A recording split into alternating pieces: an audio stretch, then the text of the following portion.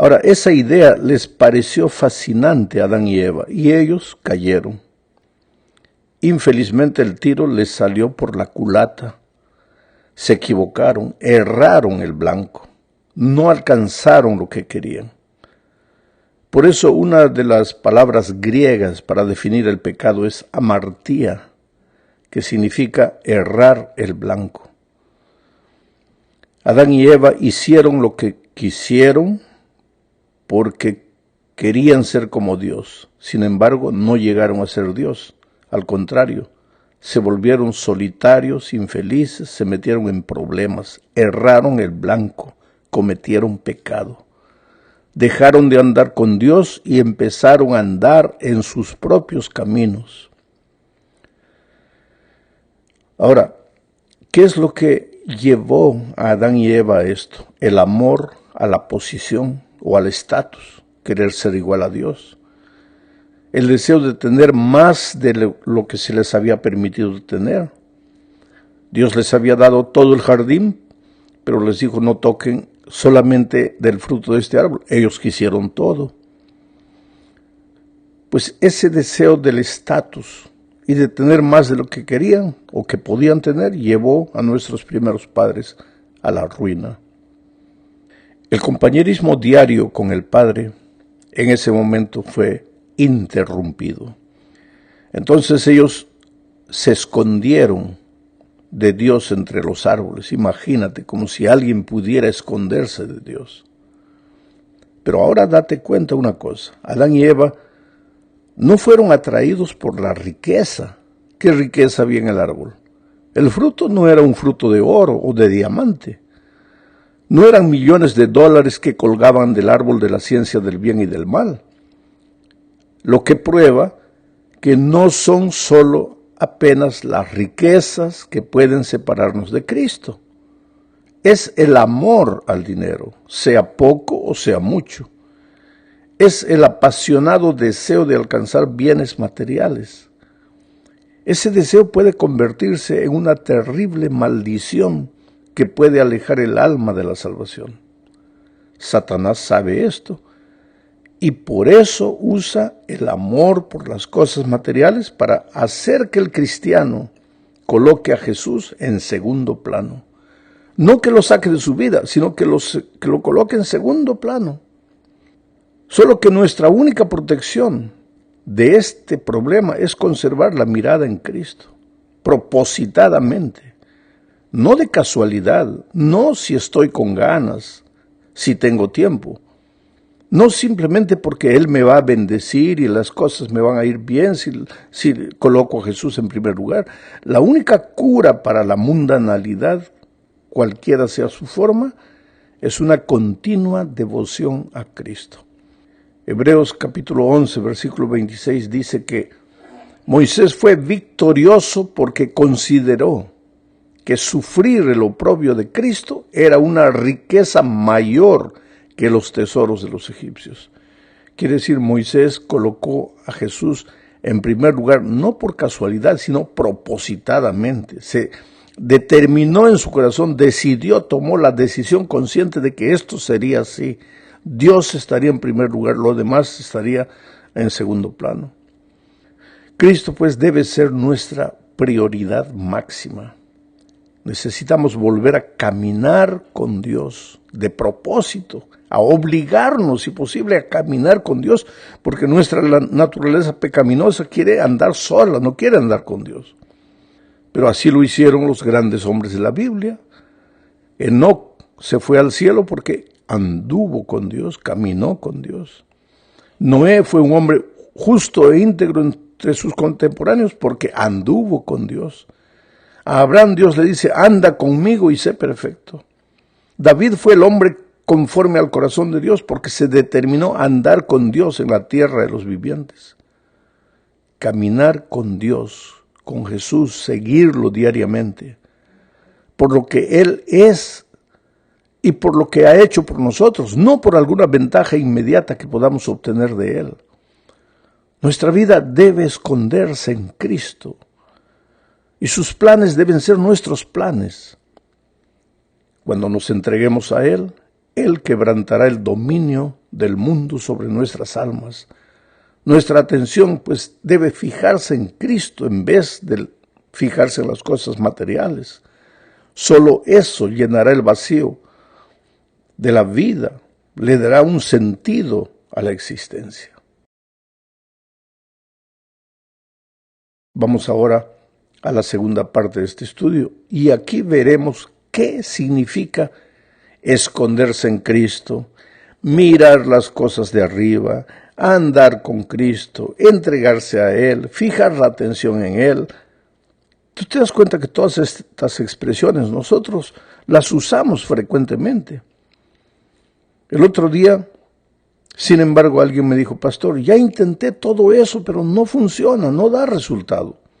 El problema es que nos quedamos generalmente solo en la teoría. Hablamos bonito, vamos a la iglesia, cerramos los ojos, cantamos, gloria a Dios, aleluya, y pensamos que eso es andar con Dios.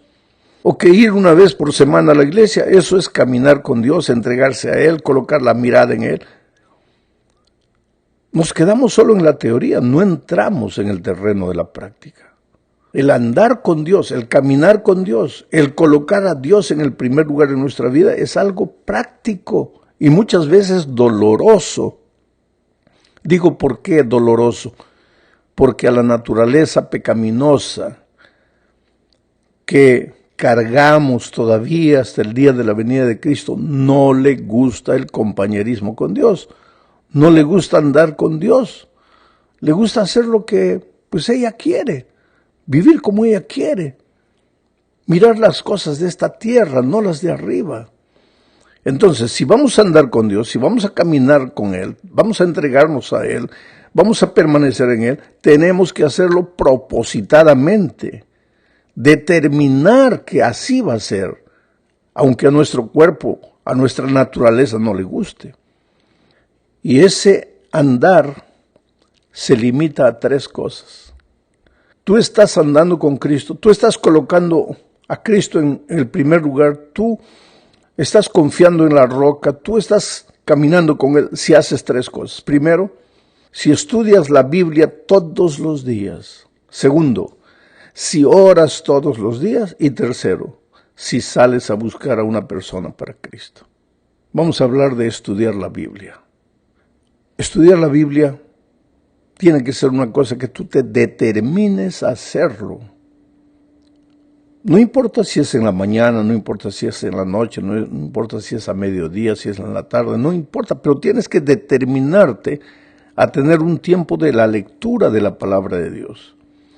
Porque esto es como en la vida física, si no comes, mueres.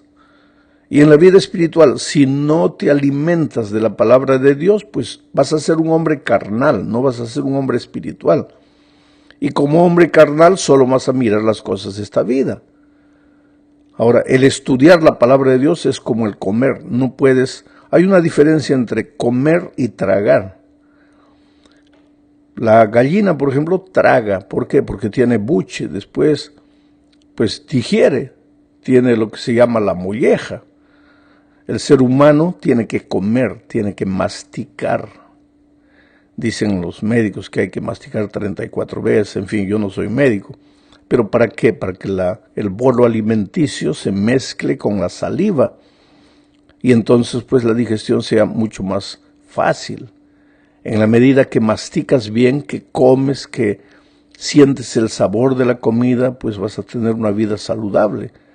El estudio de la palabra de Dios es igual. Tú no puedes sentarte a leer un versículo, salir corriendo, ¿no? Lee un versículo que sea, pero medita en el versículo. Piensa qué es lo que ese versículo te está diciendo a ti. ¿Qué es lo que Dios está hablándote a ti en las circunstancias presentes? Porque la circunstancia presente que yo vivo en este momento puede no ser la tuya. Por ejemplo, si tú estás en este momento con un hijo en el hospital, entre la vida y la muerte, y tú agarras la Biblia y lees un versículo, ese versículo te va a decir a ti otra cosa diferente de a mí. ¿Por qué? Porque yo en este momento no tengo, por la gracia de Dios, un hijo en el hospital. Si acabas de perder a la esposa, te va a decir ese versículo un mensaje que a mí no me lo va a decir porque yo estoy con la esposa viva. Quiere decir, cada uno tiene que leer el texto bíblico y tratar de entender qué es lo que Dios me está queriendo decir aquí. Tampoco vale la pena que agarres la Biblia. Voy a terminar este año de leer la Biblia 2 veces. Ahí llega la noche, lees, pero no entiendes nada. Eso en la vida física le diríamos que es tragar. Comes, pero no masticas. Tienes que leer un trecho de la Biblia y meditar. Por ejemplo, tomas la lección de la escuela sabática. Lees la pregunta, lees la respuesta, piensas, sacas tus conclusiones. Si no has entendido bien, pues escuchas el comentario. Y el comentario te ayuda a entender algunas cosas que no has entendido. Ahora tampoco puedes tú cerrar la Biblia, escuchar solo el comentario y pensar que con eso ya has pasado tiempo con Dios. Claro que el comentario te ayuda, pero es mucho mejor que tú mismo mastiques la palabra de Dios. En el siguiente punto de la lección vamos a hablar de la oración. Este es otro de los instrumentos de comunión con Dios. La oración no es repetir frases que has aprendido. Padre nuestro que estás en los cielos, santificado sea tu nombre. No. La oración, dice el Espíritu de Profecía, es abrir el corazón a Dios como a un amigo. ¿De qué hablan los amigos cuando se encuentran? Hablan de todo. Entonces, haz eso con Dios. Conversa con Él. Siéntate, arrodíllate o acostado en la cama, medianoche te despiertas, abre tu corazón y habla con Dios. Cuéntale lo que estás haciendo, lo que estás sintiendo, los pensamientos que te perturban, tus temores, tus dudas, tus aflicciones. Habla con Dios. La oración no es para que le informes a Dios de lo que te está pasando, porque Dios ya sabe, Dios es Dios. Dice el propio Señor Jesucristo, vuestro Padre ya lo sabe antes que se lo pidáis. Entonces, ¿para qué tengo que contarle todo si Él ya sabe? No es para informarle, es para que tú pases tiempo con Él, porque a través de la Biblia Dios te habla. A través de la oración tú le hablas a Dios, tú le respondes a Dios. Tú te sientes acompañado, tú sientes que estás con Él, tú no te sientes solo. Saca toda la basura de tu corazón, las amarguras, los rencores, los motivos. Si hay una persona que te hirió, cuéntale a Dios con detalle qué es lo que esa persona te hizo. ¿Para qué? Para que a medida que tú vas hablando a Dios, el rencor, el resentimiento va saliendo de tu corazón. Cuéntale a Dios tus flaquezas, tus debilidades. En detalle, pídele fortaleza, pídele poder. Conversa con Dios. Conversa. Cuéntale en la noche, por ejemplo, todo lo que has hecho durante el día, con detalles. Te vas a pasar 1, 2, 3 horas conversando en tu mente con Dios. Y conversando ahí mentalmente con Dios, de repente te vas a dormir y ni te das cuenta. ¿Por qué? Te has dormido en los brazos del Señor Jesús. Estás caminando con Dios. Sin el estudio diario de la Biblia, sin la oración constante, no hay caminata con Dios. Y hay un tercer elemento que nuestra lección no presenta, pero que es indispensable en la comunión con Dios. Porque, ¿sabes? El Espíritu de Profecía a la oración y el estudio de la Biblia, solamente eso, el Espíritu de Profecía le llama devoción abstracta, devoción hueca, devoción que no tiene mucho sentido. Hay muchas personas que de alguna manera oran y estudian la Biblia y oran. Hay otras personas que oran más y estudian más la Biblia. Estudian más y oran más, y eso finalmente los va a llevar a incrementar un elemento más en su devoción personal, el ayuno. Entonces hay personas que oran, estudian la Biblia, ayunan. Después le aumentan la vigilia. Oran, ayunan, estudian la Biblia, hacen vigilia. Y si van por ese camino, sin incrementar, sin añadir el tercer elemento de comunión con Dios, van a caer en el terreno del fanatismo. No estoy diciendo que orar, estudiar la Biblia, ayunar, hacer vigilia sea malo, pero para que esas cosas sean una devoción sólida y no sean una devoción hueca, abstracta, necesitas acrecentar el tercer elemento de la comunión con Cristo, que es la testificación. Ahora, entiende bien, testificación no es andar por la vida portándote bien para que las personas vean tu vida y se sientan inspiradas. Claro que tienes que hacer eso también, pero testificación es escoger una persona. un vecino, un pariente, un amigo, un compañero de trabajo, y comenzar a acercarte, a aproximarte de esa persona con cariño, con amor, con amistad sinceros, mostrarle que te interesas por él y lentamente ir trayéndolo a los brazos de Jesús. Cuando tú haces esas tres cosas, oras todos los días, aunque no tengas ganas de orar, estudias la Biblia, aunque no tengas ganas de estudiarla, y buscas a una persona para traerla a Jesús, aunque no tengas ganas de hacerlo, ahí tú estás colocando la mira en Jesús. Eso es permanecer en Cristo. Eso es caminar con Dios. Claro, los discípulos en los tiempos de Jesucristo caminaban con Jesús corporalmente. Escuchaban su voz audiblemente, lo veían, lo podían tocar. Recuérdate que Juan recostó la cabeza en el corazón de Jesús. Por eso ellos tuvieron un privilegio que poca gente tuvo. Pero los hombres en el Antiguo Testamento caminaron con Dios. Ya dije, Abraham, Noé, David, Enoc. Pero no lo tocaron con sus manos ni lo vieron con sus ojos. Pero caminaron con Dios por la fe. Conversaban con Él. Y nosotros también podemos caminar con Dios por la fe, pero a través de los tres instrumentos que nos dejó: el estudio diario de la palabra, la oración, y Dios y tú salen juntos a buscar una persona para traerla a Jesús. Están caminando en una experiencia diaria de compañerismo. Y el resultado de eso es que te vas a ir volviendo lentamente a medida que el tiempo pasa, pues el carácter de Jesucristo se refleja en tu vida y tú te empiezas a volver un hombre espiritual. Y entonces, aunque vivas en este mundo materialista, ya las cosas materiales no son el centro de tu atención. Ya no te fascinan como te fascinaban antes, porque ahora tienes otros valores espirituales. ¿Por qué? Porque has aprendido a caminar con Jesús.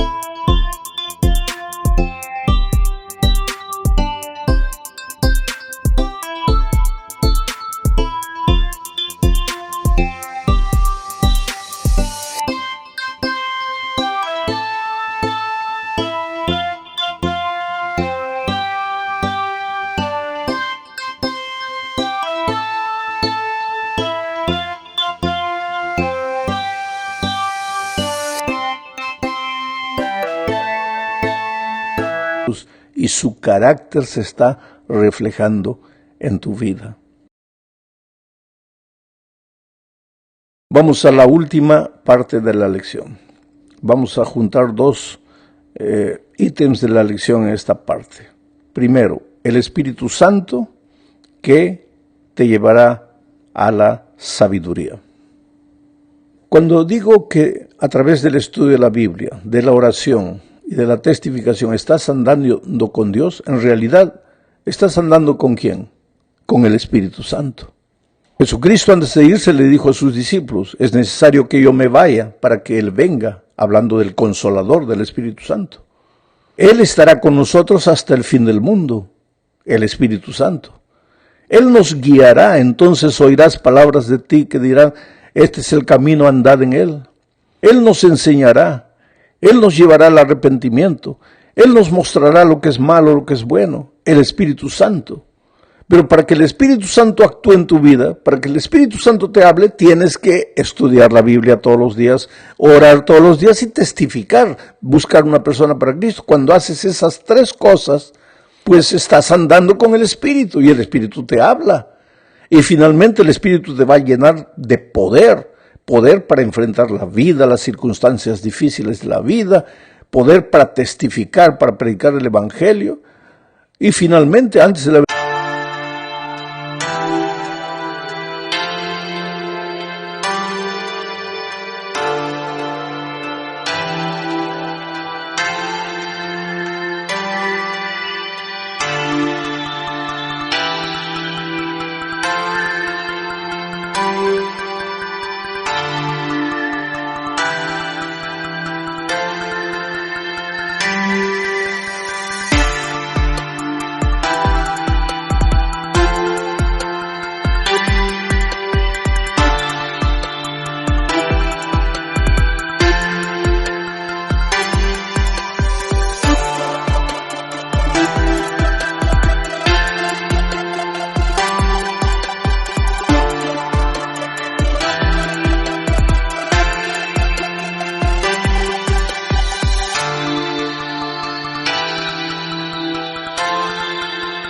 venida de Cristo, poder hasta para hacer milagros, porque en un momento determinado de la historia de la iglesia, el Espíritu dio a su iglesia poder para hacer milagros, cuando la iglesia estaba naciendo. Y cuando la iglesia ya está llegando al fin de su misión en esta tierra, Dios también le dará poder para hacer milagros, los mismos milagros o mayores milagros que en los tiempos primitivos. Pero para eso tenemos que aprender a caminar con Dios, estudiar la Biblia, orar y buscar una persona para Cristo. Porque el Espíritu no trabaja así con emociones. No es porque lloras que estás lleno del Espíritu Santo. No es porque caes en la tierra y comienzas a hablar palabras extrañas que tienes el poder del Espíritu Santo. El Espíritu Santo es un asunto de vida práctica. Oración, Biblia y buscar una persona para Cristo. Ahora, una de las cosas bellísimas que el Espíritu Santo hace en la vida es darte sabiduría.